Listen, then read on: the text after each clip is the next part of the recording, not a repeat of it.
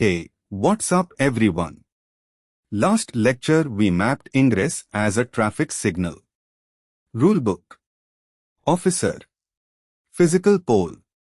A lot of you commented the same thing. Okay Dheeraj, the analogy clicked. Now show me the AWS console.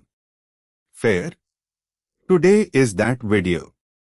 We are going to install the AWS Load Balancer Controller on EKS from scratch, deploy two apps, apply one ingress, and watch an application load balancer appear in AWS. No magic. Every click has a YAML behind it. Let's get into it. Okay. 30-second recap so we do not mix the words again. Ingress is the rulebook. The AWS Load Balancer Controller is the officer. The application load balancer is the metal pole on the road. If you apply Ingress YAML and the controller is not running, the road stays dark. That is the bug half the tutorials never mention. I am assuming you already have an EKS cluster and kubectl pointing at it. We are not building the cluster today. We are wiring the front door. Point number 1. Give the officer an AWS badge. That badge is IRSA. The controller is just a pod in kubesystem. To create an ALB, that pod has to call AWS APIs, create load balancer, register targets, open listeners. A normal pod cannot do that. So we attach an IAM role to the service account. That pattern is IAM roles for service accounts. People call it IRSA. You need three things. 1. An OIDC provider on the cluster. 2. The official IAM policy for the controller. 3. A service account named AWS Load Balancer Controller in kubesystem, bound to that role. eksctl can do this in one command. You pass the cluster name, the namespace, the service account name, and the policy ARN. When this finishes, the officer has a badge.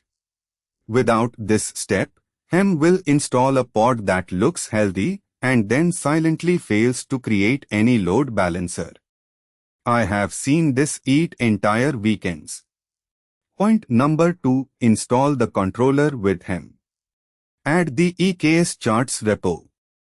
Then Helm install AWS Load Balancer Controller. Set the cluster name. Do not let Helm create the service account, we already created it with IRSA. Point Helm at that existing name. After it lands, you wait until the deployment is ready. Kubectl get pods in kubesystem. You should see AWS Load Balancer Controller running, usually to replicas. If those pods are crash looping, stop. Do not apply ingress yet. Read the logs.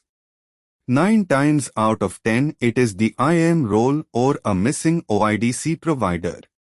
This controller watches ingress objects whose ingress class name is ALB. That class is how Kubernetes knows which officer reads which rulebook. Nginx has its own class. Prereq has its own class. On EKS, we want ALB. Point number 3. 2 apps, 2 lanes. We will deploy a shop service and an API service. Same cluster. Different backends. Each one is a deployment plus a ClusterIP service. Remember from last time, the service is the destination, not the public door. I am using a tiny echo image so you can see which lane you hit. Shop returns shop service. API returns API service. Replica count to each, so you are not testing a single pod. Apply the apps. Kubectl get pods. Both should be ready before you touch ingress. If the destinations are down, the traffic signal has nowhere to send cars. Point number 4. The Ingress rulebook. Now with ALB annotations. This is the file you have been waiting for. Kind Ingress. IngressClassName ALB. That one line is what tells our officer to pick it up. Then the annotations. Scheme internet facing, because we want a public ALB, not an internal one. Target type IP, because on EKS with AWS CNI we register pod IPs directly. And a group name, so later Ingress objects can share the same ALB instead of paying for a new one each time. Rules are path-based. /shop goes to shop SVC. /API goes to API SVC. One signal. Two destinations. Same idea as the Bangalore intersection, except now it is real. Apply it.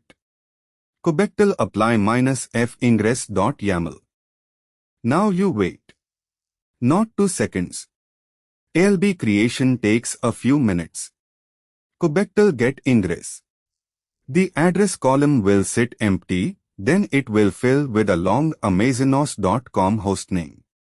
That hostname is the ALB. Open the AWS console. EC2, Load Balancers. You should see an application load balancer that you did not click create on. Listeners on port 80. Target groups pointing at your pods. That is the officer doing the job. Curl the hostname /shop. You should see shop service. Curl /API. You should see API service. If both return the same thing, your paths are wrong. If you get a timeout, check security groups and subnet tags. 3 mistakes that kill this lab. 1. Subnets not tagged. Public subnets need kubernetes.io/role/ELB equals 1. Private subnets need kubernetes.io/role/internal-ELB equals 1. No tags, no ALB. 2. Ingress class name missing or set to nginx by copy-paste. The AWS controller will ignore it. The YAML applies. Nothing happens. You stare at the console. That is video 1 in real life, rulebook published, officer not reading. 3. You used type load balancer on the service instead of ClusterIP. Then AWS creates a classic or network load balancer per service, you pay extra, and Ingress is doing nothing useful. Keep services as ClusterIP. Let Ingress own the front door. Okay. Recap so this sticks.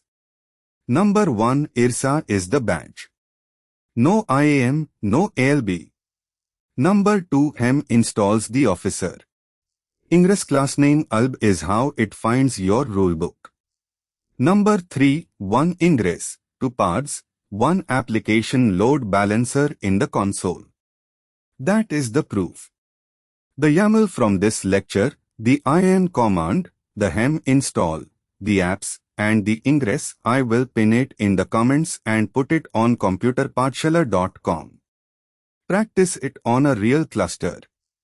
Delete the Ingress when you are done so you are not paying for an idle ALB overnight. If last video was the map, this was the road.